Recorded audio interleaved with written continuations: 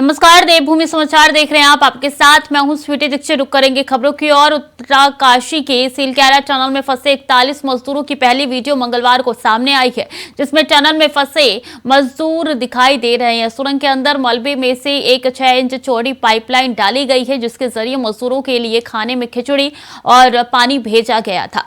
इसी पाइप में एक कैमरा भी डाला गया, जिससे वीडियो सामने आया है, जिसमें यह देखा जा सकता है कि मजदूर किन हालातों में सुरंग में पिछले 10 दिनों से रह रही हैं। सोमवार को रेस्क्यू ऑपरेशन टीम ने सुरंग के अंदर 6 इंच पाइप डाला था, जिसके जरिए मजदूरों को खाना पानी भेजा जा रहा है। उनकी हालत का यहाँ पे तस्वीरों में नजर रखा जा रहा, तबीयत पे भी, और ये जानने के लिए इसी पाइप से एक एंडोस्कोपिक फ्लेक्सी कैमरा भी भेजा गया है, जिसमें सारे मजदूर दिखाई दे रहे हैं। और इस टीम ने वॉकी टॉकी के जरिए उनसे बात भी की है, उनका हौसला अफजाई किया है।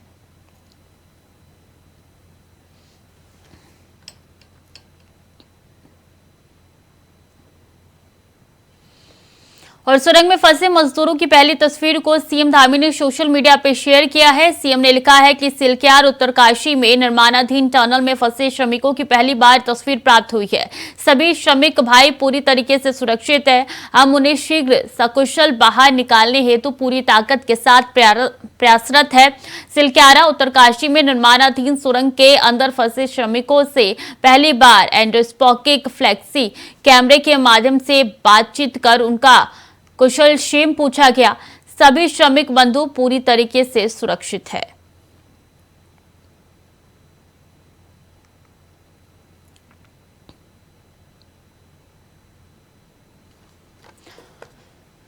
तो कैमरे की तस्वीरें जो निकल के सामने आई है वो आपकी टीवी स्क्रीन पर है, और इन तस्वीरों में नजर आ रहा है किस तरीके से श्रमिक यहाँ पे फंसे हुए हैं। और इसमें जो आवाज आ रही है उससे ये पता चल रहा है कि सभी श्रमिकों को पहचाना जा रहा है, उनका नाम पता किया जा रहा है। तो देखिए, एकाएक करके यहाँ पे श्रमिकों की गिनती की जा रही है और एक बेसिक डेटा जो है वो निकालने का प्रयास किया जा रहा है। इसके साथ साथ श्रमिकों के तबीयत पे भी नजर बनाई जा रही है लगातार, और उनके लिए खिचड़ी भी अंदर भेजा जा रहा है। विटामिन की कमी ना हो इसलिए सूखे मेवे भी उनको दिए जा रहे हैं। कोशिश की जा रही है कि उनको पूरी तरीके से सुरक्षित रखा जाए, और प्रयास लगातार जारी है।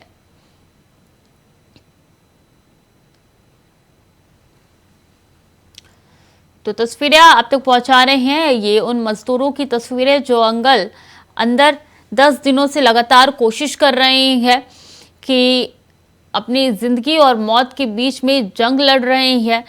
प्रयास यही कर रहा है प्रशासन कि जल्द से जल्द इनको बाहर निकाला जाए। और बता दें कि इसी कड़ी में 10 दिन लगातार बीत चुके हैं और प्रयासरत लगातार प्रशासन ने, सीएमओ के तमाम अधिकारी इस पे नजर बनाए हुए हैं। यहाँ तक कि पीएमओ ने अपने अधिकारी को भी यहाँ पे भेजा है। पल पल की अपडेट पीएम खुद रख रहे हैं। तो सीएम पुष्कर सिंह धामी ने ट्वीट किया है, और ट्वीट करके उन्होंने इन मजदूरों की तस्वीर को साझा किया है। इसी के साथ उन्होंने कहा है कि सभी मजदूर भाई सुरक्षित है।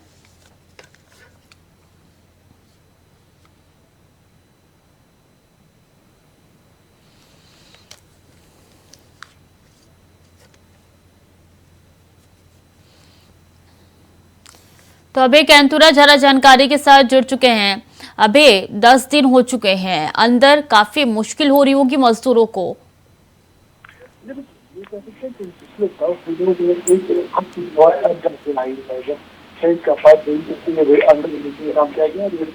पाइप के माध्यम से जहां मजदूरों को खाना दिया गया, साथ ही ये कह सकते हैं कि अब जो एंडोस्कोपी जो कैमरा वो भी इसके माध्यम से अंदर भेजा गया और मजदूरों की वो लाइव तस्वीरें यहाँ पर आ पाई है, जिसमें मजदूर सुरक्षित देखने को मिल रहा है। सबसे बड़ी बात है, इस दौरान अभी तक की जो प्रक्रिया रही है, उनको जो रेस्क्यू करने की जो प्रक्रिया रही है, उन सब चीजों से मजदूर अभी तक वाकिफ थे। अब जाके सभी को भरोसा जगा है, सभी भरोसे और उम्मीद खाते यहाँ पर है कि अब उन्हें बचाने का काम जो युद्ध स्तर पर अभी तक किया जा रहा था वो अब अंतिम रूप यहाँ पर ले लेगा, सफल होता हुआ नजर आएगा। जी, कितनी मशीनें मौके पर मौजूद है, कितनी कार्य कर रही है, और कितनी अभी जो है उसको ठहरा के रखा गया है कि इमरजेंसी में कार्य में लिया जाएगा इसको?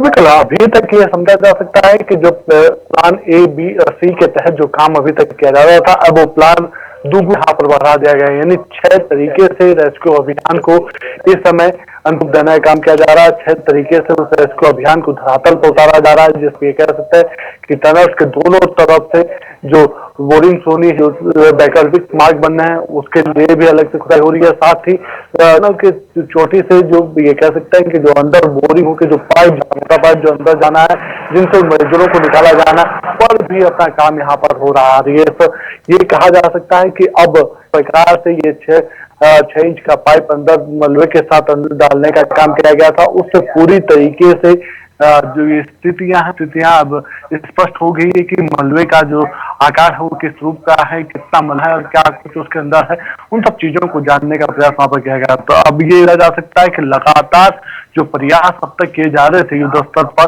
प्रयास अब सफल होते नजर आ रहा है। ये कह सकते हैं कि 10 दिनों में ये दूसरी राहत खबर है। पहले जो 6 इंच का पाइप अंदर भेजा गया था उसके माध्यम से कितना वहां पर दिया गया, यानी दाल खिचड़ी जो थी वो मजदूरों को भेजने वहां पर किया गया ताकि उनको खाना मिल सके। उसके अलावा जो ऑक्सीजन दूसरे जो पानी जो सप्लाई थी उसमें भी अब आसानी हो गई। तीसरा ये कहा जा सकता है कि एंडोस्कोपी कैमरे के माध्यम से जो अभी तक जो चीजें तस्वीरें सामने नहीं आ पाई थी वो सामने आने लगी है, यानी अब उनसे संपर्क भी किया जा सकता है, उनका बातचीत भी की सकती है। और ये कोशिश अब इस रूप में भी रहेगी कि जो मजदूर है उनको हतोत्साहित होने की जगह उनकी हौसला अफजाई वहां पर और बेहतर तरीके से आगे इस चुनौती से लड़ पाएंगे और उनको जो निकलने के जो प्रयास है उस प्रयास में भी सफलता मिल पाएगी। जी अभी ये जो पहली तस्वीर निकल के सामने आई है अंदर फंसे मजदूरों को, उसको सीएम धामी ने ट्वीट करके साझा किया और कहा है कि अंदर जो मजदूर फंसे हुए सभी के सभी सुरक्षित है, प्रयास लगातार जारी है। बिल्कुल, ये मुख्यमंत्री पुष्कर सिंह धामी का कुशल नेतृत्व है कि अभी तक इस अभियान में कोई ऐसी बुरी खबर या कुछ एक अप्रिय घटना सामने नहीं आई है, लेकिन इतना जरूर कहा जा सकता है सरकार ने हर संभव प्रयास यहाँ पर किया है। शुरुआत के दिन से ही जिस तरह से रेस्क्यू अभियान को चलाने के लिए दिशा निर्देश अधिकारियों को दिए गए थे, उसका परिणाम आज राहत की खबरें मिलना शुरू हो चुकी है। मुख्यमंत्री धामी केंद्र के इस राहत केंद्र की जो एजेंसियां यहाँ पर आई है, जो राहत काम में जुटी है, उनको हर संभव मदद देने का काम यहाँ पर कर रहे हैं। कोशिश कर रहे हैं कि जो बैकअप होने चाहिए राज्य सरकार की तरफ से उसको पूरा उपलब्ध कराने का काम उनकी तरफ से किया जा रहा है। और कोशिश ये भी है राज्य सरकार की कि केंद्र के सहयोग से जल्द उन मजदूरों को बाहर निकाला जा सके। इसके अलावा राज्य सरकार अब आने वाले दिनों में ये कह सकते हैं कि इस घटना के बाद उसको सब बाहर निकाला जाएगा, तो जो इस प्रकार की परियोजना राज्य में चल रही है उनका जरूर यहाँ पर करवाएगी कि कहीं अगर कोई लापरवाही बरती जा रही किसी भी परियोजना में तो उस लापरवाही को समय रहते हुए दूर किया जाए, उस लापरवाही को दूर कर लिया जाए। जी तो अभी अंदर अभी तक कितनी खुदाई हो चुकी है, कितना कार्य पूरा हो चुका है? अगर 100% है तो उसमें क्या 30% तक पूरा हो चुका है, 70% बाकी है? बिल्कुल, अभी अंदर क्या ये खुदाई का जो इस समय जो काम चलो वो नहीं बल्कि उसको रोकने का काम यहाँ पर किया गया। कल जो पाइप 6 इंच का पाइप था वो भेजा गया, लेकिन उसके बाद उस मलबे को हटाने का काम अभी तक नहीं है। इतना जरूर कह सकते हैं कि कुछ विशेष इस बात को लेकर अभी भी अपनी राय रखते हुए नजर आ रहे हैं कि जो राज्य सरकार की तरफ से जो पहले चरण में जो काम यहाँ पर किया जा रहा था, जो प्लान 1 के तहत जो काम किया जा रहा था कि जो ह्यूम पाइप मलबे के अंदर से भेजे जाने थे 900 mm के, उनको फिर से पुनः उस रूप में आगे बढ़ाने का काम किया जा सके ताकि सबकी भी बचत हो और मजदूर सुरक्षित जल्द से जल्द वापस कुशल बाहर निकाला जाए। इसके अलावा जो दूसरे जो वैकल्पिक मार्ग हैं या दूसरे जो वैकल्पिक ऐसे साधन हैं जिनके जरिए उन मजदूरों को बचाया जा सकता है, तो उसको लेकर अभी राज्य सरकार काम भी कर रही है। लेकिन अभी तक जो सफलता है वो सिर्फ इस रूप में मिल पाएगी कि जो 6 इंच का जो पाइप था उस पाइप को मलबे के अंदर भेजा गया, जहाँ पर पहला ऑक्सीजन का पानी का जो सप्लाई के जो पाइप थे उसी के साथ इस पाइप को भेजा गया। और ये बड़ी राहत है। उसी के साथ ये कह सकते हैं कि इस पाइप माध्यम से ही जो वैक्यूम जो कैमरा है, वैक्यूम जो है वो भेजने का काम भी हो पाया है। जी अभी बने हमारे साथ बने रहिए। उपेंद्र भी लगातार हमारे साथ जुड़े हैं, अपडेट दे रहे हैं काफी दिनों से। उपेंद्र, क्या स्थिति है और क्या नजर आ रहा है, कितने दिनों में काम मुमकिन हो पाएगा, पूरा हो जाए? जी मैं आपको बता दूं कि जो दीपावली से जो लोग 40 मजदूर जो अंदर फंसे हुए थे, जो अंदर फंसे थे उनको अब एक राहत भरी नजर अब सामने आ रही है। जो कल जो एजेंसी यहाँ पे जो काम कर रही थी उनके माध्यम से जो 6 इंच का पाइप जो अंदर मजदूरों तक पहुंचाया गया, जो एक ह्यूम कैमरा जो अंदर पहुंचाया गया था, उसके माध्यम से जो श्रमिकों की जो गतिविधियां जो सामने आ रही है उससे कहीं ना कहीं अब जो यहाँ पर एजेंसियां जो काम कर रही है उनके एक राजनीतिक और एक सफलता नजर आ रही है। और सबसे पहले मैं आपको बता दूं जो जो मजदूर यहाँ पर फंसे हुए, जो परिजन इनके यहाँ पे आए हैं, उन्होंने जब अपने जो अंदर मजदूर फंसे हुए उनको देखा, अपने परिवार वालों को देखा, तो कहीं ना कहीं उनके लिए भी एक राहत भरी खबर सामने आई है। जी। तो जब खुदाई हो रही थी तो पहले दिन जितनी टीमें मौजूद थी, क्या अभी भी उतनी टीमें मौजूद है या संख्या में बढ़ोतरी देखने को मिल रही है कार्य के लिए? जी, मैं आपको बता दूं कि कार्य के लिए लगातार जो यहाँ केंद्रीय जो 5 जनों की संसदीय टीमें लगातार जो ONGC, SDRF, NDRF, रेलवे, जो भी कंपनियां जितनी यहाँ पर विशेषज्ञ मंगाए गए थे, सब लगातार इसमें यहीं पर डेरा डाले हुए हैं और सब अपनी अपनी विषय और एक मत होकर काम कर रहे हैं। जी। तो क्या सिर्फ एक ही जगह से खुदाई का काम जारी है उपेंद्र, या 2-3 जगहों से रास्ता निकाला जा रहा है?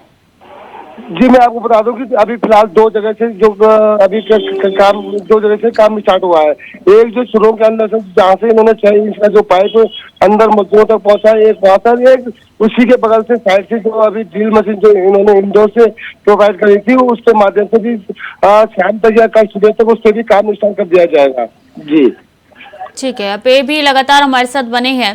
अभी देखिए, सीएम के तमाम अधिकारी तो पहुंच रहे हैं, सीएमओ के, पीएमओ के भी अधिकारी मौके स्तर पे पहुंच रहे हैं और जायजा उनकी तरफ से लिया जा रहा है, लेकिन काम में आगे बढ़ोतरी नहीं नजर आ रही है, जिससे सिर्फ निराशा ही हाथ लग रही है।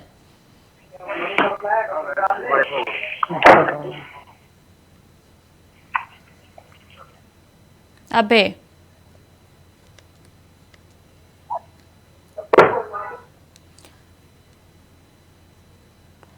ठीक है, अभी को दोबारा जोड़ने का प्रयास करेंगे यहाँ पे, लेकिन उपेंद्र लगातार हमारे साथ बने हुए हैं। उपेंद्र, अभी मौके पर क्या चल रहा है? कितनी टीमें मौके पर मौजूद है और साथ साथ कितनी ड्रिलिंग मशीन मौके पर है? कार्य कितनी कर रही है? जी देखिए, जैसे मैं आपको बता दूं, जो जितनी एजेंसियां जो यहाँ पर केंद्र सरकार, राज्य सरकार द्वारा जो लगाई गई है, वो सभी यहाँ पर मौजूद है। जो मशीन है, मशीन अभी 2 मशीनें यहाँ काम कर रही है। जो एक अंदर सुरंग के अंदर से जो ड्रिल का काम स्टार्ट कर रखी है, और एक जो सुरंग के बाहर से दूसरी साइड से जो ड्रिल मशीन जो इंडोर से उन्होंने प्रोवाइड की थी, उसके माध्यम से काम स्टार्ट किया जा रहा है। और जो एजेंसियां जितने यहाँ विशेषज्ञ जिस कंपनी के, वो सारे यहाँ पर अवेलेबल है। प्रशासन यहाँ पर 24 घंटे ड्यूटी दे रहा है, और जो यहाँ पर जो मजदूर है, जो यहाँ पर अधिकारी है, वो भी यहाँ पर मौजूद है और लगातार इसे नजर बनाए हुए हैं। तो लगातार जल्द से जल्द मजदूरों को बाहर निकालने की कवायद की जा रही है। जी ठीक है उपेंद्र, बहुत बहुत शुक्रिया आपका तमाम जानकारी के लिए। अभी भी हमारे साथ बने हुए थे, उनका भी बहुत बहुत शुक्रिया तमाम जानकारियों के लिए। वक्त चले छोटे से ब्रेक का, चल लौट रहे हैं। ब्रेक के बाद एक बार फिर से स्वागत है आपका। खबरों में आगे बढ़ेंगे। उत्तरकाशी टनल हादसे को लेकर पीएम मोदी ने सीएम धामी से फोन पर चौथी बार बातचीत की है। सीएम धामी से रेस्क्यू ऑपरेशन की जानकारी ली, जिस पर सीएम ने अभी तक हुई कार्रवाई के बारे में जानकारी दी। फोन पर बात कर प्रधानमंत्री ने कहा है कि मजदूरों को सुरक्षित बाहर निकालना हमारी प्राथमिकता है। हादसे वाली जगह पर पीएमओ की टीम मौजूद है।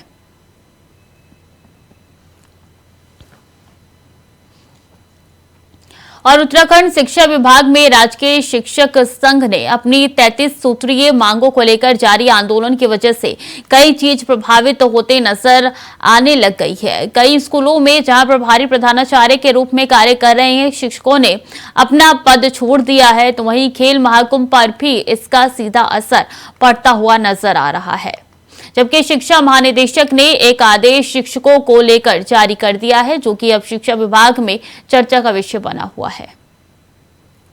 के शिक्षक गणों द्वारा खेल महाकुंभ को न कराए जाने या उसमें सहयोग न करने की बात जो है वो निकल कर आई है, जिसके कारण से न्याय पंचायत स्तर पर हो रहे खेल महाकुंभ जो 14 या 15 तारीख तक में सभी जनपदों में पूर्ण हो जाने चाहिए थे, वो उनके इस धरना प्रदर्शनों के कारण, सहयोग न देने के कारण वह हो नहीं पाए हैं।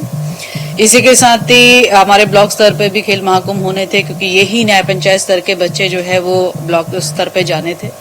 उसकी भी तिथि जो है 15 तारीख से प्रारंभ हो गई है, लेकिन वह भी स्टार्ट नहीं हो पा रहा है। फिर उसके बाद में जिले स्तर पर, उसके बाद में जो है स्टेट स्तर पर ये प्रतियोगिताएं होनी थी।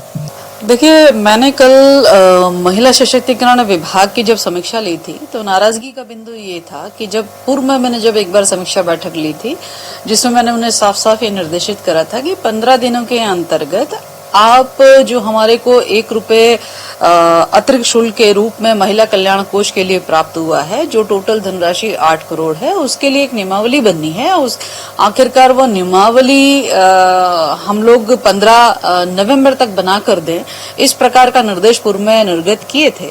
लेकिन जब पुनः समीक्षा की गई तो उसमें पूरी तरीके से तैयारी नहीं थी, जिसको लेकर मैंने नाराजगी व्यक्त करी, क्योंकि समय कम है और हमारे पास में बहुत सारी ऐसी योजनाएं हैं जो धनराशि के लिए जो है वेटिंग में है, और हम यदि नियमावली नहीं बना पाएंगे तो धनराशि स्वाभाविक रूप से वह खर्च नहीं हो पाएगी। लगभग हमारे जो है 90% से ऊपर प्रधानाचार्य ने जो परिवार था वो त्याग दिया है संगठन के कहने पर। और रही वेतन कटौती की बात, तो वेतन तो किसी दशा में काट ही नहीं सकते हैं। जो विभाग शासन का जो निर्देश था, जो शासनादेश थे, हम उसी शासनादेश के तहत काम कर रहे हैं। शासन का निर्देश था कि बीएलओ ड्यूटी नहीं करेंगे, तो हम नहीं कर रहे हैं। हमारे विभाग का आदेश था कि जो खेल महाकुंभ है उसमें राज्य के जो शिक्षक के सदस्य हैं वो प्रतिभाग नहीं करेंगे, हम वो नहीं कर रहे हैं। जो हमारे आदरणीय महानिदेशक जी ने, उन्होंने कहा कि बोर्ड परीक्षाएं प्रभावित होंगी, तो हमने तो पहले स्पष्ट कहा कि जितने भी छात्र से संबंधित कार्य होंगे वो कतई प्रभावित नहीं होंगे। प्रैक्टिकल होंगे तो हम प्रैक्टिकल कराएंगे। अभी आंदोलन से खेल महाकुंभ पर ब्रेक लगा है। हेलो, आवाज आ रही है अभी? जी आंदोलन से खेल महाकुंभ पर ब्रेक लगा है। बिल्कुल, ऐसे इस रूप में समझा जा सकता है कि जो शिक्षकों का जो आंदोलन इस समय चल रहा है, जिन 3200 के मांगों को लेकर शिक्षक लगातार अपने आंदोलन नजर आ रहे हैं। पिछले दिनों उन्होंने चरणबद्ध आंदोलन की शुरुआत भी की थी। अब उस पर सीधे तौर पर यह कह सकते हैं कि शिक्षक आर पार की लड़ाई के मूड में नजर आ रहे हैं, और यही वजह है कि शिक्षकों के इस आंदोलन के चलते सबसे बड़ा जो खामियाजा वो खेल महाकुंभ के रूप में उत्तराखंड के ये कह सकते हैं खेल जो विभाग है उसको भुगतना पड़ रहा है, क्योंकि शिक्षक खेल महाकुंभ में अपना पार्टिसिपेट नहीं कर पा रहे हैं। शिक्षकों की इस नाराजगी की वजह से, शिक्षकों के इस आंदोलन के चलते ये कह सकते हैं कि जो छात्र है वो खेल महाकुंभ में प्रतिभाग नहीं कर पा रहे स्कूलों के रूप में। तो ऐसा में ये कह सकते हैं कि विभाग को बड़ा झटका यहाँ पर लगा। शिक्षा विभाग के जो अधिकारी हैं वो लगातार शिक्षकों से बातचीत यहाँ पर कर रहे हैं। कल भी एक दौर की वार्ता हुई थी, उस वार्ता का कोई परिणाम नहीं निकल पाया था, वार्ता विफल रही थी। और आने वाले दिनों में कह सकते हैं कि अभी शिक्षा विभाग ने जो सख्त रुख अपनाया है, शिक्षकों को जो कर्मचारियों की जो आचरण नियमावली है उसकी याद दिलाने का काम शिक्षा विभाग की तरफ से किया जा रहा है। तो ऐसा में समझा जा सकता है कि शिक्षकों का यह आंदोलन सीधे तौर पर विभाग के साथ और लंबा यहाँ पर चल सकता है, और उसका जो खामियाजा वो विभाग पर शिक्षा के साथ साथ कह सकते हैं खेल महाकुंभ के रूप में भी तो यहाँ पर भुगतना पड़ सकता है। जी ठीक है, बहुत बहुत शुक्रिया आपका तमाम जानकारियों के लिए। खबर में आगे बढ़ेंगे। खबर देहरादून से है, जहां जल्द ही 2024 में लोकसभा चुनाव होने को है, जिसको लेकर सभी जिलों के जिलाधिकारियों ने चुनाव सूची का दोबारा से निरीक्षण शुरू कर दिया है। राजधानी देहरादून में भी जिलाधिकारी डॉक्टर सोनिका ने वोटर लिस्ट निरीक्षण वाहन को फ्लैग ऑफ कर रवाना किया है। इस मौके पर जिलाधिकारी ने बताया कि 2024 में चुनाव होने से इसी को लेकर मतदाता सूची में जो लोग अपना नाम दर्ज करना चाहते हैं या उनको कोई बदलाव करना है, इसके लिए बाकायदा सभी बीएलओ को आदेश दे दिया गया है। अब क्योंकि पुनरीक्षण का कार्य चल रहा है, एडिशन, डिलीशन या कोई चेंजेस कराने हैं अगर अपने वोटर कार्ड में, तो पूरा कार्य अभी चल रहा है। हमारे बीएलओ जो है वो अपने अपने बूथ पे बैठी हुई हैं, तो जो भी मेरा सभी से जो भी वोटर्स हैं और जो भावी वोटर्स हैं 18 से 19 साल के, वो बूथ पे जाके अपना नाम जुड़वा सकते हैं। और डोर टू डोर भी हमारा सर्वे चल रहा है और हम मैक्सिमम वोटर्स एनलिस्ट हो जाएं उसकी हम कोशिश कर रहे हैं। मैम जहाँ खबर देहरादून से है, जहां चक्राता के जनजातीय गांव लोहारी और मुगाट के लोगों ने संकल्प यात्रा का स्वागत किया। यात्रा में कई विभागों के स्टॉल्स में अलग अलग योजनाओं से जुड़ी जानकारी दी जा रही। कार्यक्रम में मत्स्य, गन्ना, बिजली, बाल विकास, स्वास्थ्य आदि विभाग उपस्थित रहे। भारत संकल्प यात्रा कार्यक्रम में स्वास्थ्य विभाग द्वारा लगाए गए हेल्थ कैंप में ग्रामीणों का मुफ्त इलाज किया गया। साथ ही ग्रामीणों ने विकसित भारत बनाने की शपथ ली। कार्यक्रम में कई विभागों के अधिकारी और कर्मचारी शामिल हुए।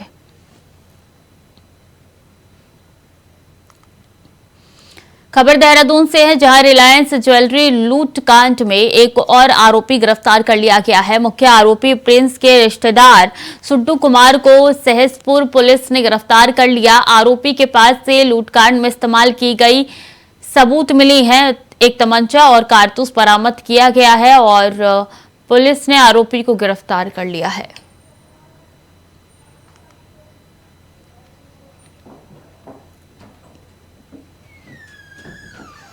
खबर देहरादून से है, जहां शहर में खराब स्ट्रीट लाइट से परेशान लोग अक्सर नगर निगम के बाहर धरना प्रदर्शन करते नजर आते हैं। हालांकि अब तक शहर के अंदर मौजूद सभी स्ट्रीट लाइट ठीक नहीं हो पाई है, लेकिन नगर आयुक्त मनोज गोयल के अनुसार शहर में मौजूद 95% लाइट्स को ठीक कर दिया गया है। आगे उन्होंने बताया कि जैसे स्ट्रीट लाइट्स को लेकर शिकायतें प्राप्त होती है, उनका संज्ञान लेकर निगम लाइट्स की मरम्मत का काम करता है।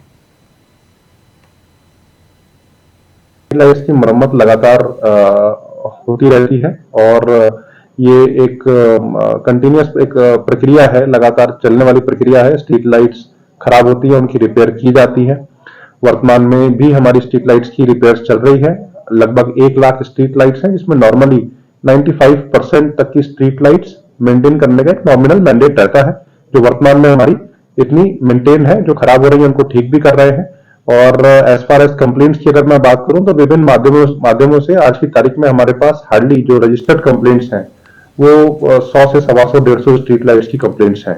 परंतु कुछ जगह पे जहां पे कंप्लेंट्स नहीं भी होती हैं, वहां भी हम लोग नाइट पेट्रोलिंग के माध्यम से या जो हमारी अपनी टीम्स हैं उनको सर्वे करवा के वो भी आइडेंटिफाई करवाते हैं। रिसेंटली हमने सभी मुख्य मार्गों का पूरा सर्वे करवाया। खबर हरिद्वार से है, जहां बिजली का बिल और पोल का किराया वसूलने को लेकर यूपीसीएल और नगर पालिका आमने सामने आ गई हैं। यूपीसीएल ने नगर पालिका शिवालिक नगर को पिछले कई सालों से बिल न चुकाने पर करीब 2.5 करोड़ रुपए का बिल भेजा, तो वहीं पालिका ने बिल को गलत बताते हुए यूपीसीएल से पोल और ट्रांसफार्मर का लगभग 4 करोड़ रुपए किराया वसूलने के लिए नोटिस भेजा है। आपको बता दें कि यूपीसीएल और नगर पालिका शिवालिका नगर के अधिकारी एक दूसरे विभाग के आंकलन को गलत बता रहे हैं। नगर पालिका के अधिकारियों के मुताबिक पालिका 2014 में अस्तित्व में आई है। यूपीसीएल ने किस तरीके से इतना भारी बिल बनाया है ये साफ नहीं हो पा रहा है, जबकि यूपीसीएल के अधिकारी विद्युत पोल और ट्रांसफार्मर का किराया वसूलने को ही गलत बता रहे हैं। अभी चार्ज दिया है, उसके बाद जो जानकारी ली है तो यूपीसीएल विभाग ने नगर पालिका के पास लगभग 2.6 करोड़ रुपए का बिल भेजा है। तो हमने उसको क्लियरिफिकेशन के लिए लेटर भेजा है कि भाई ये किस अवधि तक का बिल है, कितनी लाइटों का। ये जब वो क्लियरिफिकेशन करके देंगे उस पर आगे नियमानुसार कार्रवाई की जाए। गणना की जा रही है। हमारे जो पोल्स वगैरह, उनके जो पोल्स वगैरह लगे हैं हमारे उस क्षेत्र में, उसके हम लोग कैलकुलेशन कर रहे हैं और एक बना के उनको डिमांड भेजी जाए। लगभग कितनी डिमांड आपकी बैठती है? अभी आइडिया लगा सकते हैं 4 करोड़ के करीब बैठ सकते। फिलहाल के लिए देवभूमि समाचार में इतना ही। खबरें लगातार जारी है, देखते रहिए इंडिया वॉइस।